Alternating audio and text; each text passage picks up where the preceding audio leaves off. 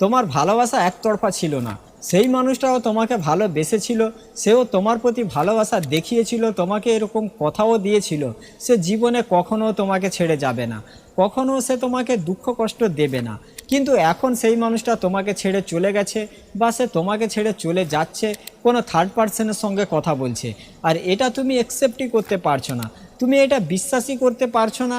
যেই মানুষটা আমাকে কথা দিয়েছিল কখনো ছেড়ে যাবে না, আজকে কিভাবে সে আমাকে ছেড়ে চলে যেতে পারে।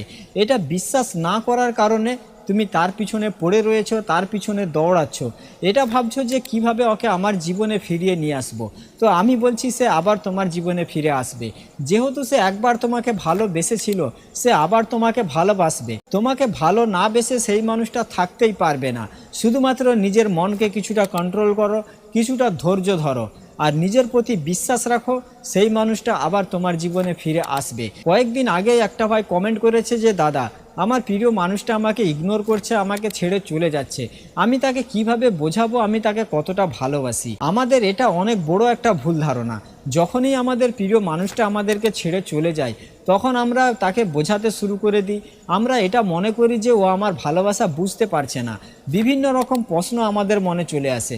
আমরা ভাবি এই কাজটা করে দিলে ও আমার ভালোবাসা বুঝে নেবে, এই কথাটা বলে দিলে ও আমার ভালোবাসা বুঝে নেবে, ও আমার জীবনে ফিরে চলে আসবে, আমার কাছে থেকে যাবে। কিন্তু এরকম নয়। সে খুব ভালো করেই বুঝে তুমি তাকে কতটা ভালোবাসো, সে খুব ভালো করেই জানে তুমি তার জন্য কি করতে পারবে। তারপরেও সেই মানুষটা তোমাকে ছেড়ে চলে যাচ্ছে। এরকম নয় যে সেই মানুষটা কোনো কিছুই বুঝে না, সব কিছুই জানে, সব কিছুই বুঝে।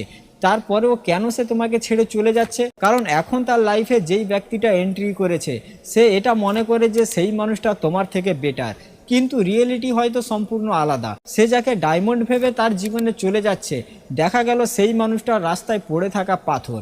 তোমাকে এটা রিয়েলাইজ করাতে হবে যে সে কাকে তার জীবন থেকে হারাচ্ছে, সে কাকে তার জীবন থেকে হারিয়ে ফেলেছে। যখন তুমি তাকে এটা রিয়েলাইজ করাতে পারবে তখন সেই মানুষটা তোমার কাছে তড়পাতে তড়পাতে ফিরে আসবে। আর এটা তুমি বুঝিয়ে বাজিয়ে কখনো তাকে রিয়েলাইজ করাতে পারবে না, কারণ কেউ কখনো তার এক্সকে বুঝিয়ে বাজিয়ে তার জীবনে ফিরিয়ে নিয়ে আসতে পারে না। সেই মানুষটা এখন তোমার কথা শুনতেই চাইবে না, কারণ এখন তার জীবনে যেই মানুষটা এসেছে সেই মানুষটা এখন তার কাছে নতুন।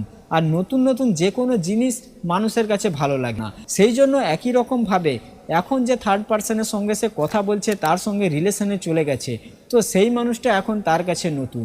যখন তার সঙ্গে 2 মাস 3 মাস কেটে যাবে তখনই খেলা শুরু হবে। যখন সেই মানুষটা তোমার মতো তাকে ভালোবাসতে পারবে না, তোমার মতো তার সঙ্গে ব্যবহার করতে পারবে না, তুমি তার জন্য যেগুলো জিনিস করেছো সেইগুলো কাজ যখন সে তার জন্য করবে না, তখন ডেফিনেটলি সেই মানুষটার তোমার কথা মনে পড়বে। তখন সে এটা ভাববে যে ওই ছেলেটা আমার জন্য অনেক কিছুই করেছে, ও আমাকে অনেক ভালোবাসতো, কখনো আমাকে এরকম ধরনের কথা বলেনি। তখন সে অনেক দুঃখ কষ্ট পাবে।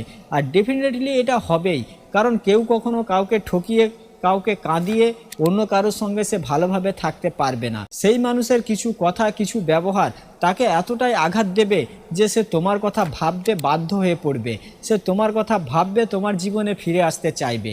কিন্তু এই সময়টায় তোমাকে তার জীবনে পড়ে থাকা যাবে না, তোমাকে তার পিছনে ছুটা যাবে না, তাকে বোঝানোর চেষ্টা করা যাবে না, তার সঙ্গে কোনো যোগাযোগ করার চেষ্টা করা যাবে না, বন্ধুবান্ধবের হাত থেকে বা ওর হাত থেকে খবর পাঠানো যাবে না।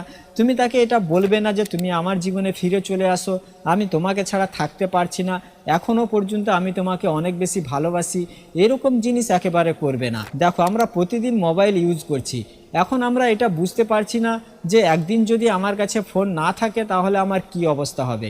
এখনই যদি একদিন তোমার কাছ থেকে ফোনটা কাড়িয়ে নেওয়া হয় তখন তুমি এটা বুঝতে পারবে যে ফোন তোমার জীবনে কতটা দরকার, তুমি ফোন ছাড়া থাকতেই পারবে না। একই রকমভাবে যতদিন পর্যন্ত তুমি তার পিছনে পড়ে থাকবে, তার চোখের সামনে যাবে, তাকে বোঝানোর চেষ্টা করবে, ততদিন পর্যন্ত সেই মানুষটা তোমার ভ্যালু বুঝতে পারবে না, ততদিন পর্যন্ত সে এটা রিয়েলাইজ করতে পারবে না যে তার জীবনে তোমার কতটা প্রয়োজন। এটা সে ততদিন পর্যন্তই বুঝতে পারবে না। যখন তুমি তার সামনে যাওয়া বন্ধ করে দেবে, যখন তুমি তাকে ফলো করা, তার পিছনে পড়ে থাকা বন্ধ করে দেবে, তখন সেই মানুষটা এটা বুঝতে পারবে আর তোমার জীবনে ফিরে আসতে চাইবে।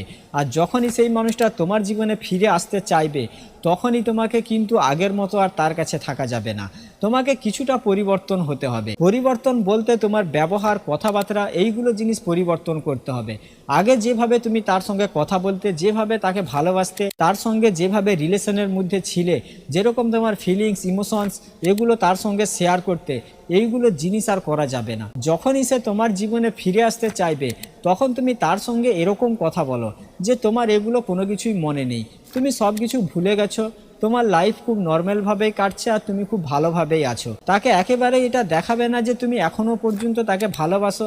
সে তোমাকে ছেড়ে যাবার পরে তুমি তার জন্য অনেক দুঃখ কষ্ট পেয়েছিলে, এখনও পর্যন্ত তুমি তার জন্য দুঃখ কষ্ট পাচ্ছ, প্রতিদিন রাতে তুমি তার কথা মনে করে কান্না করছো, এইগুলো জিনিস তার কাছে একেবারেই দেখাবে না।